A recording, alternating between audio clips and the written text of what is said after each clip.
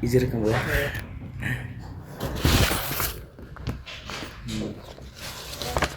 Apa namanya tuh? Mungkin ibu bisa ceritain dulu mungkin dari awal pertama apa namanya tuh strategi promosi yang dilakukan oleh Dinas Pariwisata itu bu sendiri gimana? Ya, strategi kita kayaknya semua seluruh Indonesia itu sama. Karena sekarang era digital sudah pasti kita kan melalui medsos, media sosial. Kalau dari website sendiri bisa kita lihat itu udah nggak begitu efektif deh. Karena kaula muda saat ini tuh lebih condongnya ke media sosial kan. Media sosial. Udah jarang mereka mau buka website gitu. Kalau website Dispar Aceh Tengah ini udah lama ada, tapi interestingnya masyarakat itu agak kurang Ke website. lebih condong ke Instagram, TikTok, YouTube mungkin kan. Ya. Namun kalau yang untuk saat ini kita lebih dominannya di Instagram. Di Instagram. Itu bentuk selama ini ceritanya dalam mempromosikan wisatawan ya. Ya, melalui media sosial mempromosikan, dan juga udah pasti kita kerjasama juga dengan konten kreator. Karena kenapa menarik minatnya si pembaca tentunya apabila ada influencer ataupun konten kreator yang menyampaikan kan. Iya betul. Mengapa Dinas Pariwisata Aceh Tengah itu bu memilih strategi promosi tersebut dalam meningkatkan kunjungan wisatawan halal? Karena memang dipandang itu yang sedang tren lah saat ini.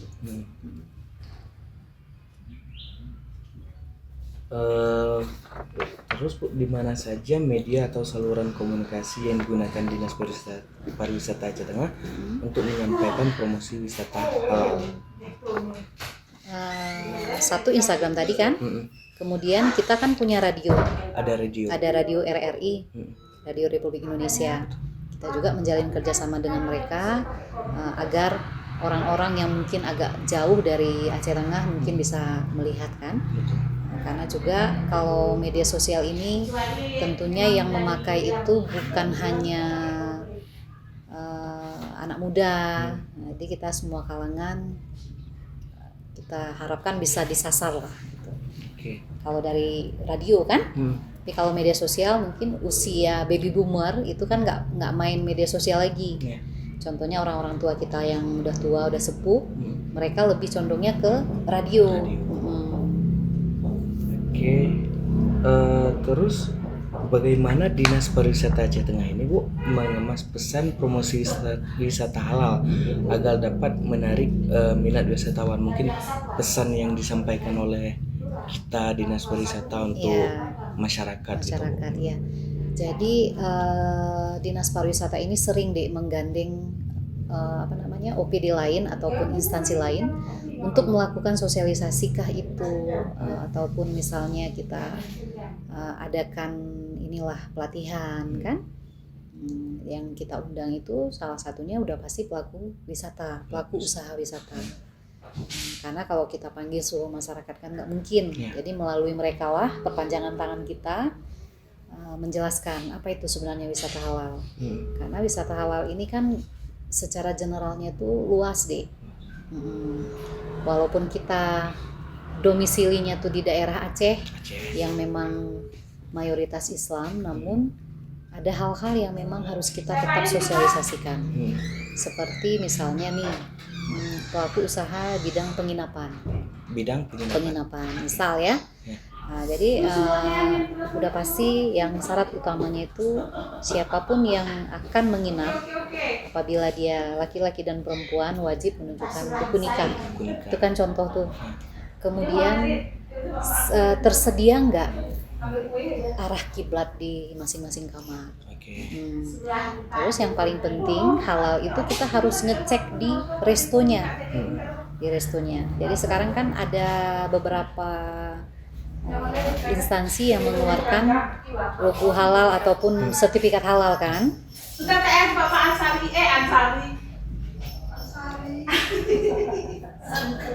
Sertifikat halalnya itu memang harus di audit dulu oleh auditor halal. Jadi kita berupayalah bekerja sama dengan dinas-dinas yang terkait seperti Dinas Perdagangan, Dinas Koperasi UKM. Nah, kebetulan Dinas Pariwisata juga ada bidang ekraf, ya ekonomi kreatif. Jadi kita berupaya menyasar itu juga penginapan, bukan hanya tempat makan.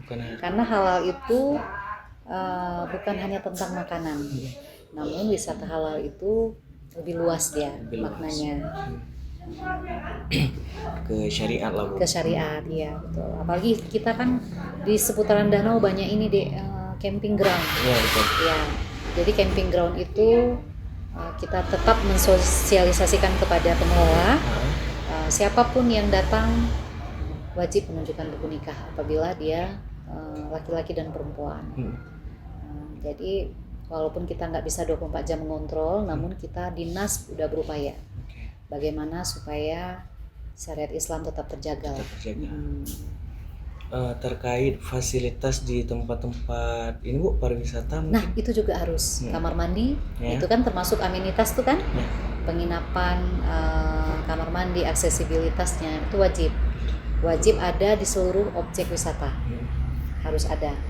Terus kalau memang kita mau lebih ini lagi, lebih intens lagi, memang kamar mandinya itu nggak boleh digabung, harus ada kamar mandi laki dan perempuan yang memang sebenarnya itu sudah menjadi hal yang biasa.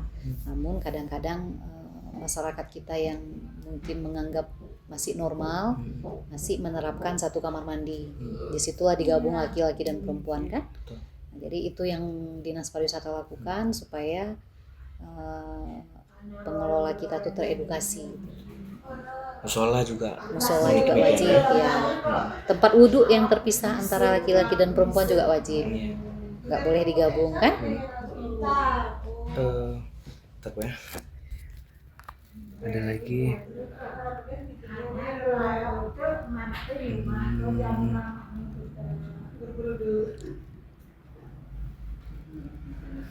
Dalam satu kegiatan promosi, Bu, misalnya, media apa saja yang biasanya digunakan secara bersamaan, Bu? Kita punya media lokal juga deh, kayak Lintas Gayo, itu di web? Enggak, di Instagram juga. Jadi karena memang kita memantau bahwa itu yang paling paling trending lah kalau saat ini. Kalau website memang orang jarang buka deh, jarang buka. Apalagi mungkin kayak usia-usia kayak adik nggak mau lagi buka-buka website. Kecuali cari data aja. Kecuali cari data. Tapi kalau memang mau cari data, pemerintah Kabupaten Aceh Tengah kan punya Dinas Kominfo. Jadi di sana itu ada satu data deh.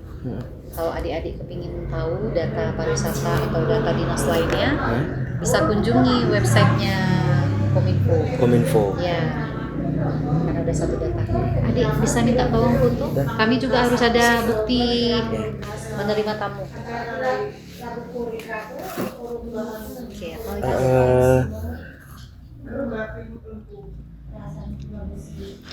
Bagaimana Dinas Pariwisata ini, Bu, mengintegrasikan media sosial, media cetak, dan media elektronik dalam satu kampanye gitu? Misalnya ada satu berita, gitu, promosi ini, Bu, yang akan dilakukan oleh Dinas Pariwisata.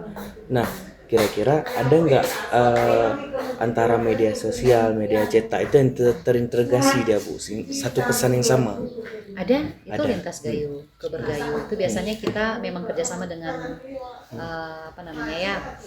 kalau media cetak kan wartawannya gitu kan, kalau mereka kan memang si editornya kan. Mungkin outputnya lebih ke koran kayak gitu, media elektroniknya gimana gitu. Ya, kalau media cetak kita kan udah ini deh, udah terkesampingkan kayaknya. Kalau media cetak kan lebih condongnya tuh ke media sosial memang. Media sosial. Contoh lah, koran-koran waspada, dulu ada Serambi Indonesia. Kalau memang era dulunya kan memang masih pakai media cetak. Kebetulan saya juga lama di Humas deh. Jadi memang pada masa itu media sosial belum seperti saat ini. Masih ada waktu itu Facebook. Masih. Itu Facebook. Jadi masyarakat masih lebih mau baca koran. Tapi kalau sekarang kan udah nggak lagi. Jadi kita kan harus pandai nih membaca kan. Betul. situasi sekarang. Situasinya, oh ya saat ini masyarakat lebih maunya lihat media sosial. Di media sosial. Saya juga Bu kayaknya ada lihat di beberapa mobil transportasi nih. Di belakang mungkin ada tulis halal tourism atau di Takengon aja pakai hashtag gitu. Itu kan salah satu pesan juga Bu, bahwasanya pariwisata di Aceh Tengah itu ada loh kayak gini. Nah itu kan termasuk media cetak karena mereka membuat stiker gitu. Nah itu maksudnya apakah mereka lakukan sendiri atau dari dinas pariwisata juga? Iya, itu sebenarnya kan gini Dek, kita kan punya rekan kerja tuh seperti HPI, Himpunan Pramuwisata Indonesia, terus travel agent. Kita kan ada mitra kita juga itu mereka, karena kenapa kan saling simbiosis mutualisme lah kita nih kan, antara mereka dan kita dan mereka juga saling membantu lah, saling merasa oh ya kita harus membangkitkan lagi wisata Aceh Tengah, apalagi saat ini dalam kondisi ini kan ya, baru bencana kan. Jadi hashtag itu tanpa kita minta orang dinas pun mereka ini sendiri. Tapi hashtag itu kita yang buat, dinas yang buat. Kalau yang kemarin Hamin sebulan bencana, kita hashtag yang ayo ke Takengon aja itu kita ganti sementara menjadi wisata Aceh Tengah bangkit. Ya kita ganti sebentar sampai kondusif lah jalannya kan, karena ada beberapa objek wisata. Kalau adik nanti sempat jalan-jalan ke daerah danau, itu rata-rata objek wisatanya kan terkena semua, terdampak. Malah ada yang beberapa itu memang udah longsor, dibawa longsor kan. Jadi seminggu yang lalu sebelum kita lebaran udah ada beberapa yang opening lagi, launching kembali objek wisata ataupun resto, cafe yang di seputaran Danau Lotawar itu yang sudah direnovasi. Kalau kemarin kan kita belum berani bilang deh, ayo ke Takengon aja, karena kondisi kan jalannya juga nggak bagus. Tapi sekarang udah lumayan, sudah mulai pulih. Udah ada rehabilitasi ya. Sudah mulai bangkit pelan-pelan. Terus bagaimana cara menentukan pesan utama? Mungkin branding di Aceh Tengah dalam membranding pariwisata di Aceh Tengah itu, Bu. Tapi ini konteksnya tetap ke wisata halal aja, Bu. Oh iya. Kalau itu mungkin dalam waktu dekat kita kan ada juga kerjasama dengan Telkomsel nih. Dengan Telkomsel. Satu untuk kunjungan. Data kunjungan. Kemudian nanti dari situ kita bisa mengetahui yang datang itu keseluruhan datanya kita bisa lihat. Baik itu jenis kelamin, baik itu dia dari kalangan apa, terus dia dari daerah mana kan. Kemudian untuk yang wisata halal itu terus memang kita kerjasama dengan kita di IAIN Takengon, karena mereka ini kan baru ada jurusan wisata halal. Baru ya? Ya, wisata syariah namanya. Wisata syariah. Jadi kita jalin MOU dengan mereka, saling bekerja sama, karena kenapa dinas juga nggak bisa kerja sendiri. Betul. Apabila tidak didampingi ataupun tidak dibantu oleh dosen lain kan, akademisi kah dia atau siapa kan gitu. Memang harus saling membantu. Terus Bu, mungkin Ibu bisa jelasin bagaimana peran event seperti festival atau kegiatan daerah dalam strategi promosi secara keseluruhan gitu. Kalau itu besar deh, peran aktifnya itu besar. Kenapa? Apabila kita buat event sudah pasti orang pada datang. Betul. Perekonomian meningkat, UMKM daerah sudah pasti punya wadah untuk berdagang kan. Terus biasanya kita kalau mau ada event seperti ini kan kita memberitahukannya ke provinsi juga. Jadi provinsi juga bantu mempromosikan. Misalnya tanggal sekian ada event di Aceh Tengah gitu kan. Dan kita juga punya kalender of event tahunan deh. Event kalender tahunan Bu ya? Ya, kalender of event Aceh. Jadi seluruh kabupaten kota itu menyampaikan kegiatan-kegiatan apa aja yang akan Yang dilaksanakan. akan dilaksanakan.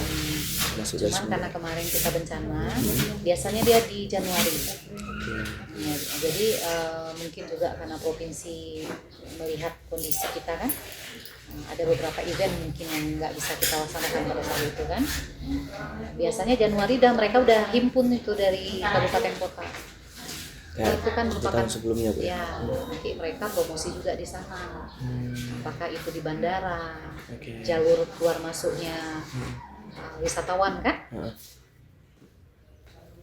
Oke. Terus Bu, eh, apakah pernah bekerja sama dengan influencer atau content creator? Nah, bagaimana proses dan hasilnya kira-kira, Bu?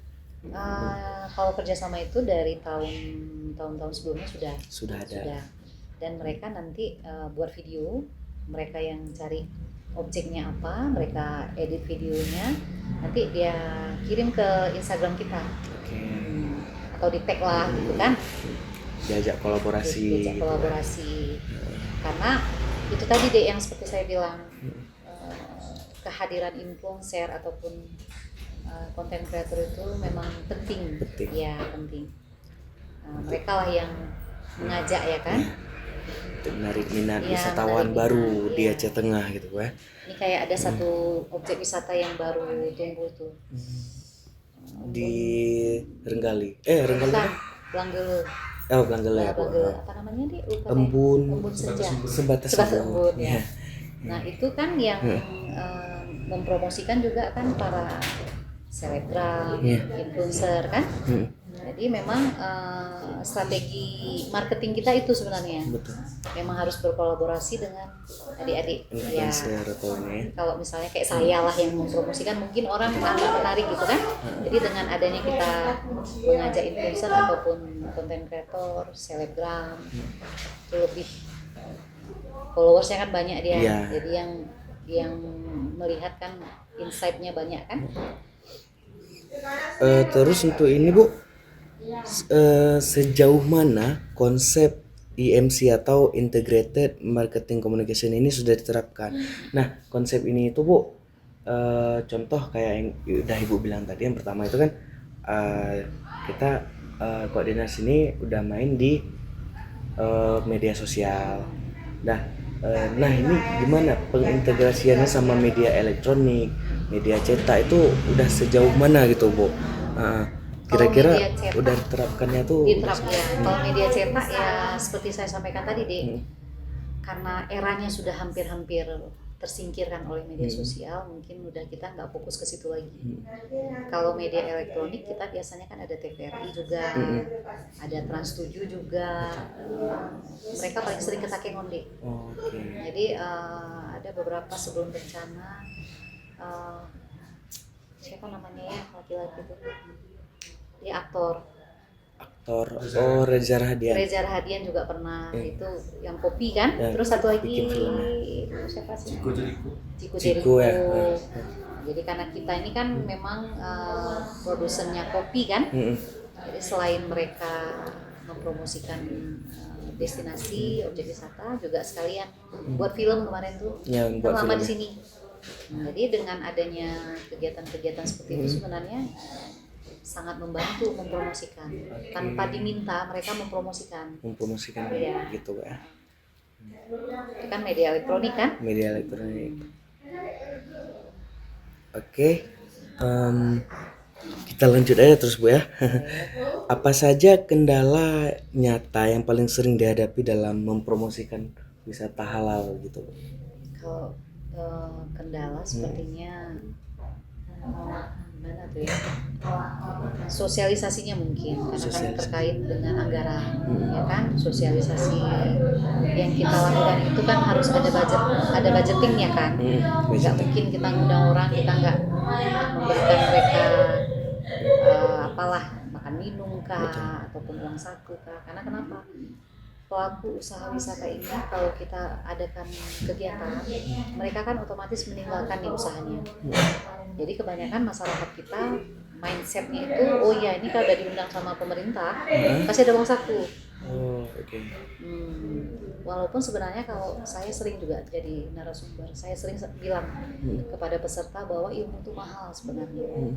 Kalau saya pribadi, saya bilang diundang oleh orang ikut pelatihan kah, ikut apakah, saya senang, walaupun nggak dibayar. Tapi itu kan kita, Ya. nggak semua sama mindsetnya kan. Jadi ada beberapa memang itu bukan beberapa, kayaknya 99% masyarakat yang kita undang untuk kita lakukan sosialisasi itu akhirnya uang saku ada nggak? Ujung-ujungnya ke situ. Ujung-ujungnya. Jadi sebenarnya itu kendala juga. Kendala. Mindsetnya masyarakat Indonesia itu, khususnya mungkin Aceh Tengah, mungkin ya, tapi kayaknya seluruh Indonesia. Mindsetnya itu menganggap ilmu itu nggak terlalu mahal, padahal ilmu itu mahal. Ya. Gitu kan? Jadi lebih ke sana ini. Lebih ke arah situ ya. aja Bu ya. Terus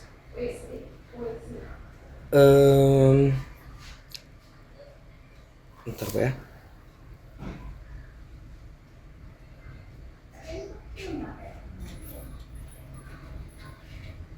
Sejauh mana Bu keterbatasan anggaran ini mempengaruhi strategi promosi tersebut Bu?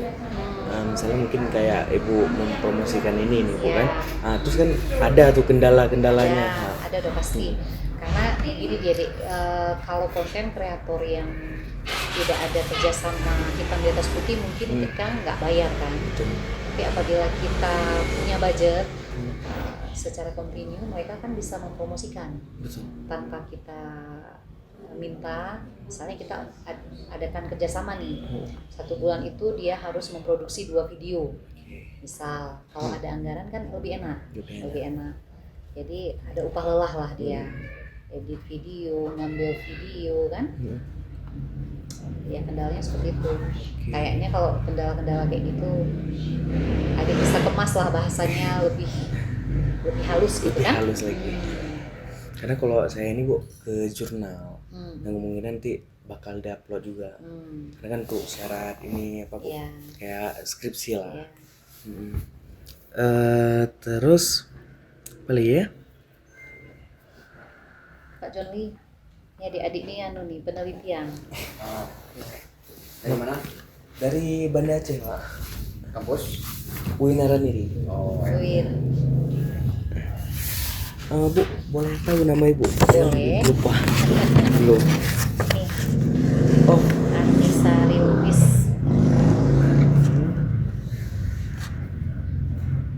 ada gelarnya Bu? SS. SS. Gini aja Bu. Iya. Lagi Dek. Eh, NIP nggak perlu. NIP nggak perlu. oh ya. Coba Jabatan. jabatannya aja dulu. Kepala bidang pemasaran.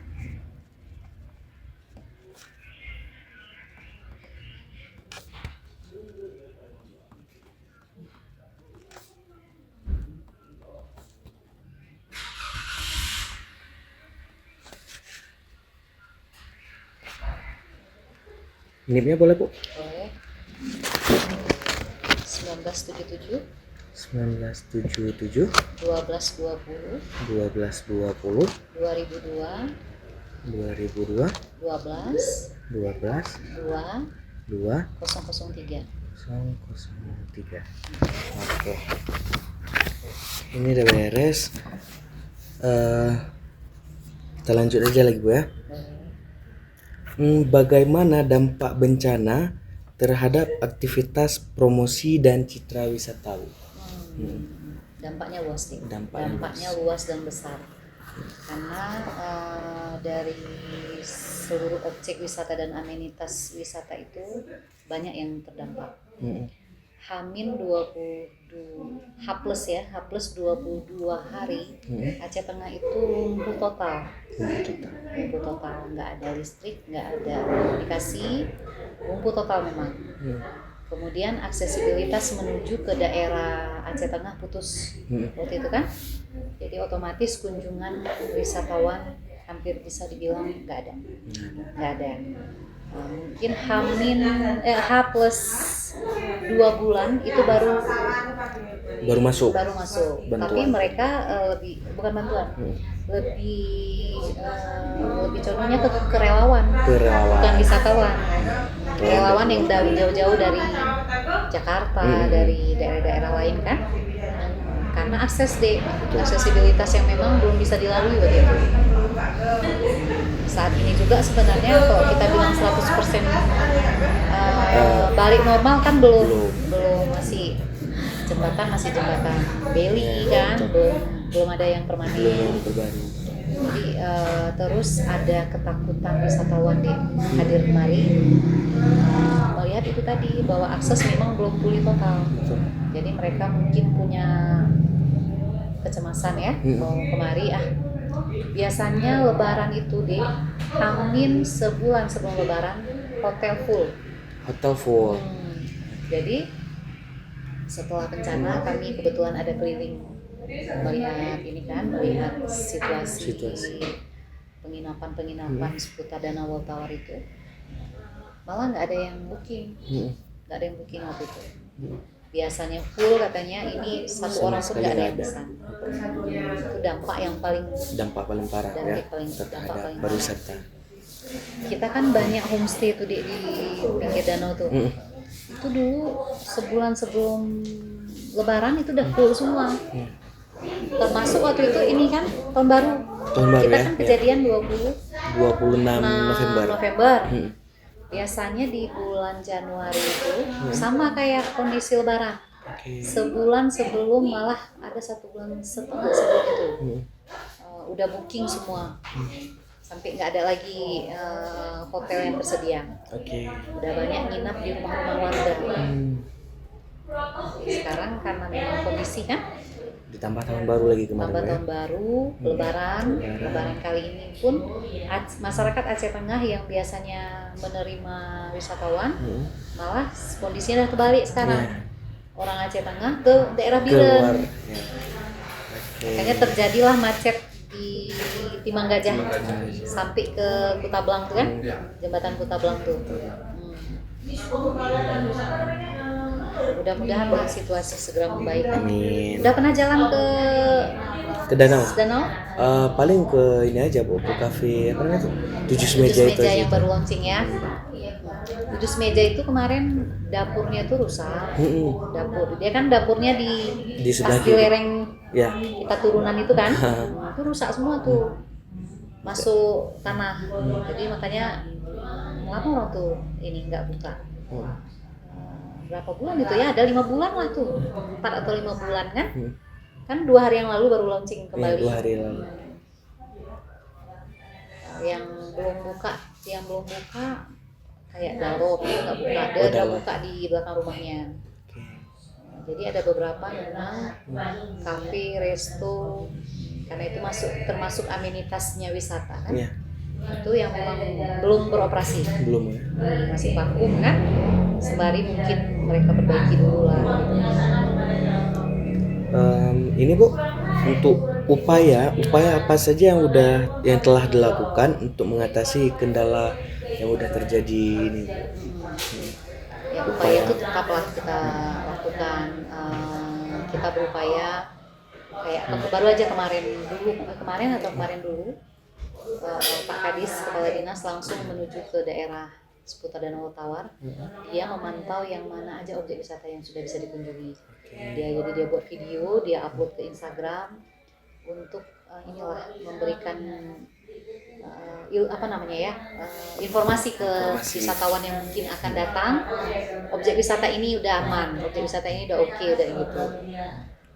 Tapi juga kita kan nggak berani kita bilang udah aman ternyata belum. Jadi Pak Kadis memang benar-benar dia lihat yang mana dia turun langsung, yang mana memang objek wisata yang sudah bisa dikunjungi, yang mana yang belum kan. Salah satu upayanya karena memang dia untuk memperbaiki ini kembali normal kayak semula itu kan butuh waktu.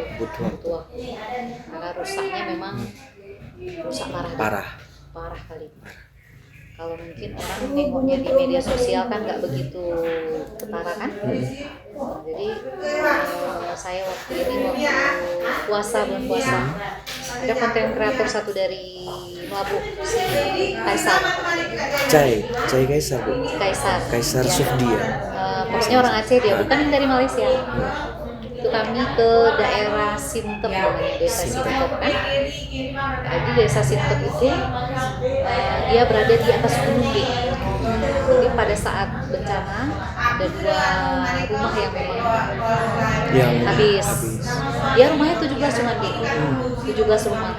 17 rumah cuman adanya di situ di desa tadi kan. 2 rumah memang udah nggak ada. Jadi selama 2 bulan mereka mengungsi.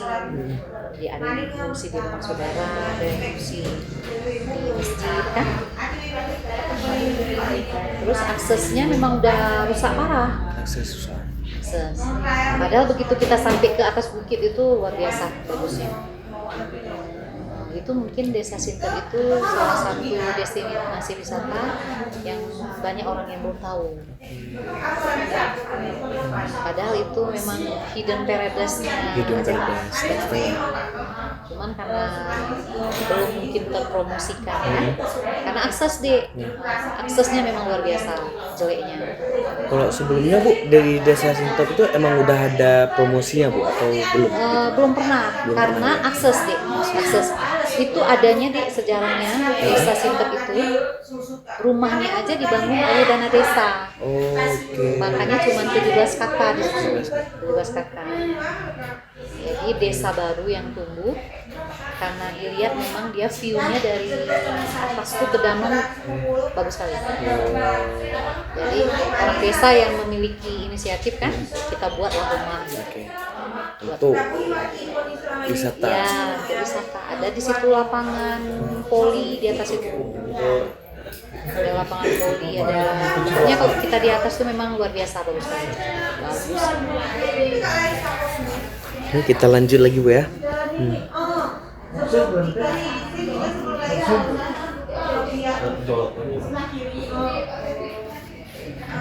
Oh itu udah ada kunci ke ruangan saya yuk. Ya Bu, boleh Bu. Nanti Kita lanjut. banyak masuk. Oke. Lalu Bu, kan platform yang paling aktif tadi udah disebutkan Bu ya, Instagram. Kalau ke Facebook Bu, ke TikTok itu pengintegrasian kira-kira udah ada? Ada TikTok ada, cuman sekarang memang fokusnya masih di Instagram. Oke, masih fokus di Instagram ya. ya. Berarti belum ada pengintegrasian ke Facebook juga ada Facebook, cuman lebih ini memang lagi fokus di Instagram nih. Kita lihat ini deh followersnya atau peminatnya tuh lebih condongnya kemana. Kalau Facebook kan masih era mama-mama kan, terus sebenarnya penting juga, tapi sering juga kok di Facebook. Facebook juga. Kalau di TikTok Bu memang belum terlalu aktif atau? Belum. TikTok belum. Mudah-mudahan nanti ini kedepannya memang harus karena lihat ini deh, lihat minatnya para kaula muda pasti TikTok kan, Instagram. Oke, terus Ibu bisa ceritain nggak contoh konten yang pernah diposting untuk promosi wisata halal? Kira-kira ada nggak Bu? Yang untuk wisata halal belum? Wisata halal belum, tapi lebih lebih umum Bu ya? Lebih umum, lebih general kan? Cuman kalau untuk kegiatan-kegiatan untuk sosialisasi itu ada. Sosialisasi. Ada. Nanti bisa buka di Instagram Dispar Aceh Tengah. Di situ nanti nampak kan? Seberapa rutin konten itu dipublikasikan Bu, dan siapa yang mengelolanya kira-kira? Ada admin kita 2 orang yang mengelola. Ya. Jadi nanti misalnya kepala bidang ataupun kepala dinas punya kegiatan kan, kadang-kadang kan kepala dinas gak mungkin juga dia mengcover semua kegiatan. Misalnya diwakili oleh saya misalnya ataupun nanti kepala bidang yang lain kan. Jadi nanti begitu kita selesai kegiatan, itu nanti kita buat beritanya, diupload oleh admin. Ada admin. Gitu Berarti kalau masalah rutinnya itu Bu, apakah rutin dalam per minggu itu ada beberapa konten dari Dispar atau dalam per bulan itu kira-kira Nggak gimana? bisa dihitung dia Nggak bisa dihitung, ya. nggak terduga dia kadang-kadang misalnya 1 bulan itu kegiatannya banyak atau sebaliknya kadang-kadang nggak ada kan. Kalau kayak bulan puasa kemarin kan lebih intens ini kepala OPD dan kepala daerah itu kan safari Ramadan. Tapi kalau safari Ramadan kebetulan Pak Bupati juga dia orang dulu pernah di pariwisata dia, jadi dia pun lebih paham dia tentang pariwisata. Jadi ada beberapa objek wisata nanti sebelum menuju ke masjid apa gitu mereka singgah. Nah, kayak di Linge itu kan ada makam Rejelinge. Jadi sebelum menuju ke masjid mau buka puasa bersama kan, jadi mereka kunjungi dulu gitu. Mereka kunjungi ke sana dulu. Sambil menyelam minum air lah. Karena akses luar biasa menuju ke Linge itu pun kalau kira-kira sebelum bencana Bu? Setelah bencana. Setelah bencana. Sebelum bencana ya bagus lah gitu kan. Masih bisa. Ini setelah bencana kan ada yang jalannya memang udah nggak ada, memang udah putus. Mungkin adik-adik sering lihat di medsos udah pakai seling kan? Jadi keterbatasan itu juga sebenarnya yang membuat kita agak terkendala untuk saat ini. Lalu Bu, kita balik lagi ke kendala aja, mungkin ada beberapa tadi yang belum. Di mana kendala promosi wisata halal yang paling sering terjadi, baik pada tahap perencanaan, pelaksanaan maupun evaluasi promosi? Itu sebenarnya peran aktifnya masyarakat atau pelaku usaha wisata yang paling. Nah, rendahnya peran aktif mereka sebenarnya kendalanya. Karena wisata halal ini efeknya itu bukan hanya ke pemerintah sebenarnya. Efeknya itu langsung ke masyarakat ataupun ke pengelola ataupun pelaku usaha wisata. Jadi kalau mereka nggak ikut mengaplikasikan wisata halal itu kan efeknya ke mereka, karena kan kita punya ini juga punya regulasi. November tahun lalu itu terakhir batas waktu pengurusan sertifikat halal bagi pelaku usaha. Setelah itu kita berbayar. Jadi yang pada saat itu kita juga sudah memberikan sosialisasi melalui media sosial. Ayo urus sertifikat halalnya selagi gratis. Nanti setelah ini kita udah berbayar nih. Sekarang udah berbayar.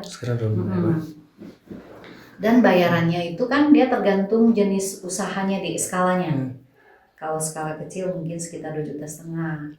Tapi kalau resto seperti ada salah satu hotel Grand Bayou Hill, dia udah pernah komunikasi juga dengan saya beberapa waktu yang lalu kan. Kami lihat daftarnya udah 17,5 juta. Karena skala usahanya kan udah skala usaha menengah ke atas kan. Jadi mungkin biaya itu juga yang membuat mereka agak malas ngurus kan. Tapi nggak salahnya pemerintah juga 100%. November ke belakang itu digratiskan seluruhnya. Kadang-kadang ini adik kan, kita bukan menyalahkan masyarakat lah, nggak semua gitu kan. Tapi itu tadi, ngapain ngurus? Izin ngapain ngurus? Padahal kan kita sebagai warga negara memang harus harus ikuti semua. Jadi tentang izin juga, walaupun ini mungkin di luar konteks kan, tentang izin usaha itu setiap warga negara itu wajib mengurus nomor induk berusaha namanya. Jadi kebanyakan pelaku usaha kita itu menganggap itu suatu hal yang nggak penting. Ketika suatu hari atau suatu waktu mereka ingin misalnya dapat contoh kecil bantuan untuk alat kerja. Salah satu syarat paling utama itu izin. Di situlah baru kalang kabut. Di situ baru sibuk. Kayak mana Bu ngurusnya? Kayak mana Bu? Apa syaratnya? Tapi begitu nggak ada dampak positif bagi mereka nih ngapain? Nggak usah lah. Padahal izin gratis. Kan nggak ada bayar sekarang. Lebih digampangkan lagi udah pakai ini kan, online system tuh, Iya. OSS. Kita tinggal masukin Data data kita, aja, KTP apa kan, Nah, daftar gitu. daftar langsung, tinggal nanti kita print outnya aja, kita bisa print sendiri. Begitu gampangnya sebenarnya pemerintah itu membuat regulasi yang tidak menyudutkan ataupun tidak memberatkan. Tapi itu tadi deh, masyarakat lagi. Kita memang harus betul-betul kita. Jadi kenapa saya bicara izin kan? Karena izin ini termasuk halal deh. Halal itu harus ada sertifikat halal. Betul. Jadi sungguh disayangkan jika kita berdomisili di Aceh yang memang mayoritas Islam, usaha kita nggak punya sertifikat halal. Betul. Coba pergilah ke negara-negara yang non Muslim deh. Kami pernah ke Cina tahun 2017. Jadi Cina itu banyak yang komunis malah, nggak punya agama malah. Hanya beberapa yang mungkin Buddha, Hindu kan. Hindu juga jarang, Buddha mereka. Begitu kita masuk ke restonya Muslim, Chinese Muslim, itu dipampang sertifikat halal. Coba pergi ke warung Aceh, ada nggak sertifikat? Nggak ada. Sayang kali mau. Kita maksudnya gini, miris kan? Kita Aceh, mayoritas Islam, namun menganggap sertifikat halal itu suatu hal yang tidak penting gitu. Kalau halal ini memang sebenarnya luas sekali maknanya deh. Kalau usaha wisata halal ini, mungkin orang menganggap sepele kan, kayak penjual martabak yang nggak nyuci telurnya itu haram deh. Kalau nggak dicuci. Jadi kan Kasengon kan banyak orang jual martabak. Mungkin Aceh lain kan banyak. Saya sering lihat dia ambil langsung dari papannya. Dari papannya, dia susun lah dia. Berarti kan nggak cuci tuh kan? Enggak. Haram deh. Kita kan pikir ada haram. Nah, kita kan makannya aja pikir. Makan aja kan kayak gitu kan. Padahal begitu dia waktu belahnya jatuh lah bulir-bulir. Kotorannya itu haram. Itu yang perlu memang kita sosialisasikan. Cuman kita mensosialisasikannya langsung ke pedagang, harus pakai bahasa yang memang betul-betul jangan buat mereka tersinggung. Karena terkadang kita menyampaikan suatu hal yang baik pun orang nggak mau terima deh kan.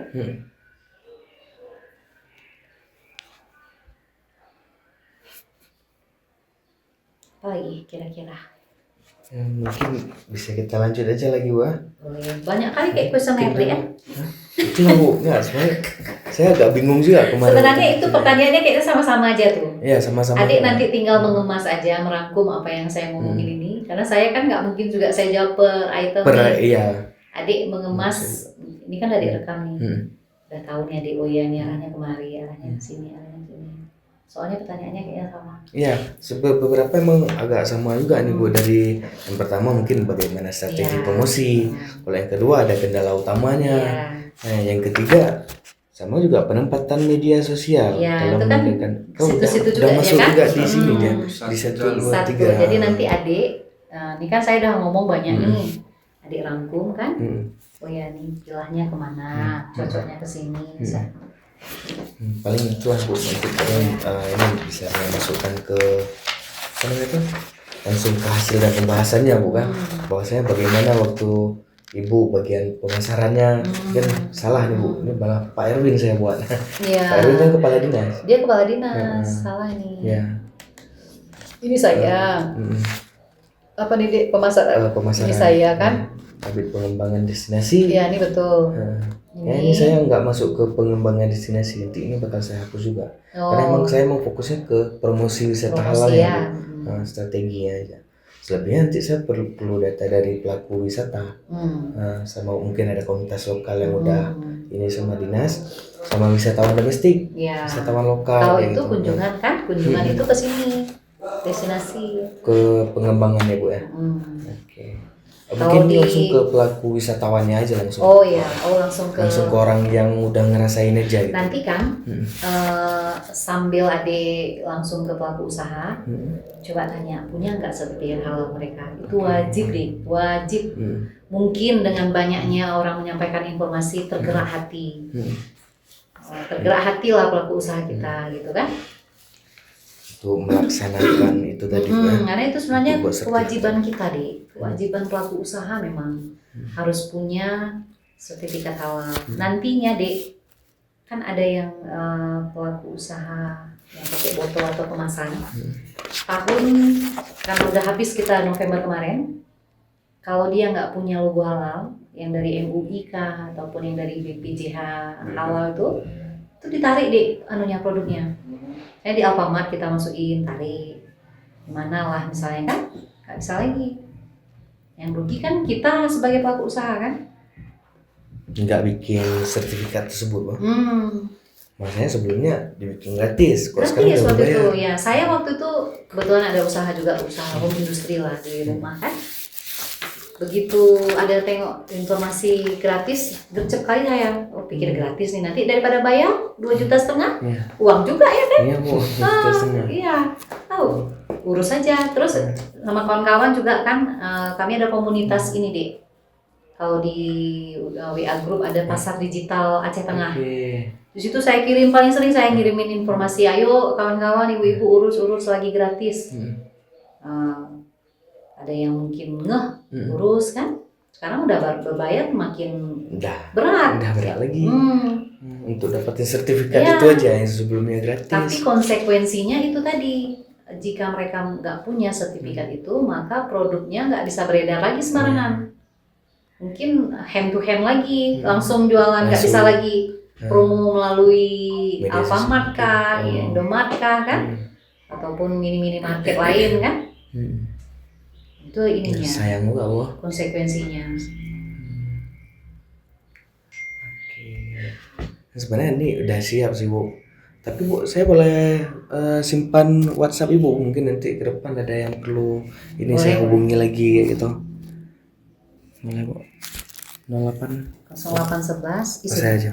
811 684 684 12 12 77. 77.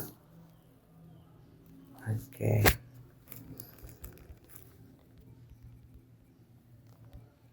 Ibu Lubis. Bu Sari aja. Ibu Sari, Bu ya. Bu Sari. Saya tinggal di sini juga, Bu. Di mana? Di Pasar Impres. Orang Takengon berarti? Iya. Oh, kuliah di sana. Kuliah di sana. Di mana tinggal di Pasar Impres mana? Toko Putra Bakri. Putra Bakri. Bakri yang di deretan acara tuh bukan? Depan lagi, Bu. Jualan bahan kue. Putra Bakri deretan Mutiara Teguh. Mutiara tuh jualan apa tuh, Bu? Jualan ini juga sembako. Itu mungkin masih di daerah Jalan Lebegadar tuh, ya. Kalau ini di Jalan Genali, Bu. Di bawah Lorong Semea. Lurus, nah di lorong tuh ya. Oh, di lorong Semea tuh berarti Roti Gayo.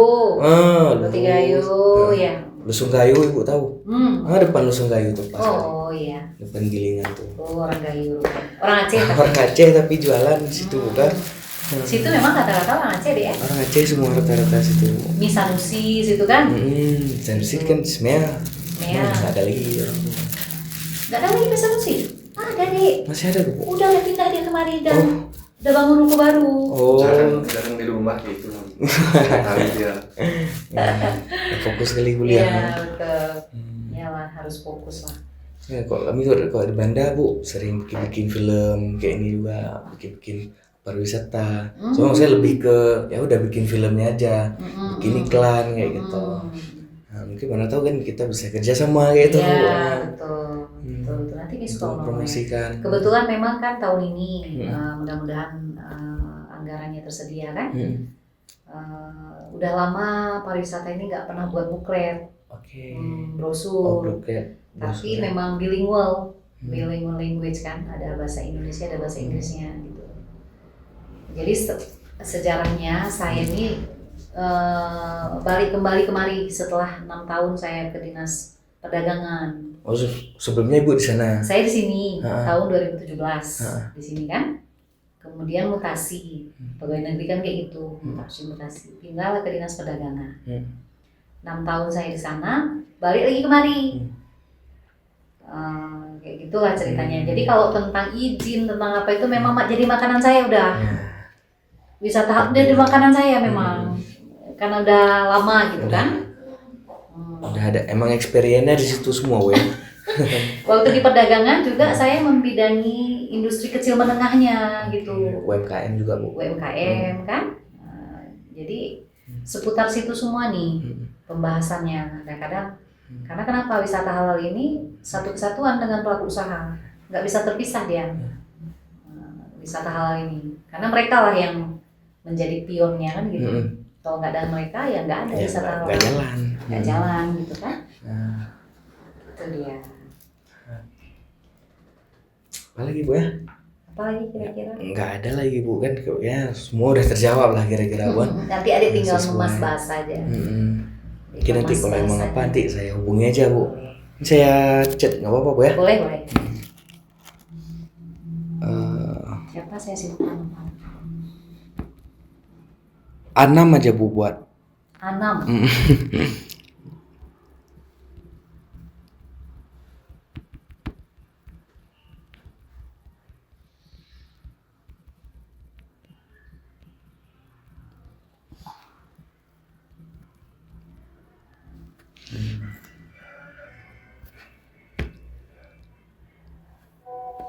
Oke lah, Bu, mungkin itu aja, Bu.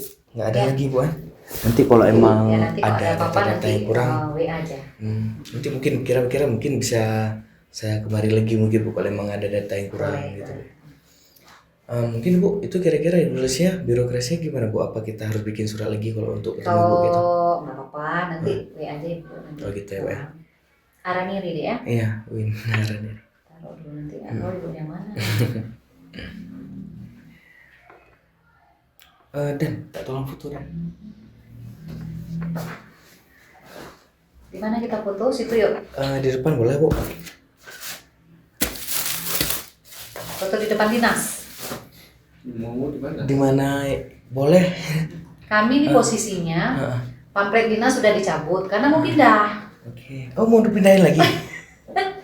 Mau pindah ke ini Buntul Kubu. Di mana, Bu? Pasar bawah. Oh. Pasar